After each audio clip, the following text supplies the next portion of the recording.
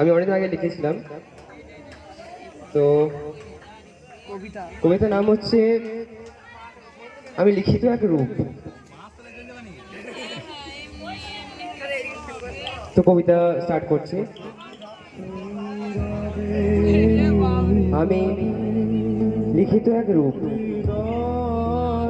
আমার মুখের শব্দ কোনো বেড়াজালে আবদ্ধ, আমার বাক্যে আমি অগোছালো, আমার হৃদয়ের কথা আমার লিখিত এক রূপ। আমি কোনো রঙের কালো দাগ, আমার পরনে খয়েরি রঙের ছাপ, আমার গল্পে আমি রাজকুমার, আমার বাস্তবে ঘটেছে বড় অন্ধকার। আমার লেখায় উল্লেখ আছে কত না বলা কথা, যেখানে চুরমার করেছে নষ্ট শরীরকে, সেরেছে আমার কত রোগ ওই স্বপ্নের শহরে।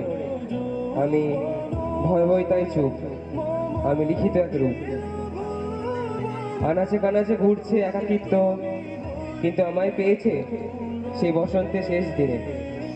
আরো কত পাখি কিচির মিচির জুড়েছে আমার ভাষার প্রতীক হয়ে।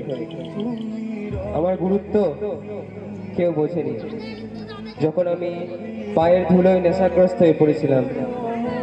আমার কষ্টের প্রাচীর যখন আকাশকে ছুঁয়ে যেত, তখন শুধুই লিখে চলি, শুধুই লিখে চলি, কারণ আমি বেদনার সেই বুক, আমি লিখিত এক রূপ। রক্তে রাঙায় রঙে আজ এই পৃথিবী, কত নারী ভেঙে পড়েছে, হারিয়েছে মান মর্যাদি। অশ্রুতে ভিজেছে ভোরের শিশির, দুঃখের সাগরে ডুবে গেছে তাদের জীবন নদী। স্বপ্নগুলো ছিঁড়ে গেছে আধারের হাতে, তবু তারা লড়ে যায় বুকের আগুন জ্বালাতে। অন্যায়ের অন্ধকারে শপথ করি অনন্ত রূপ, সবকিছুরই প্রতিচ্ছবি আমার লেখায়।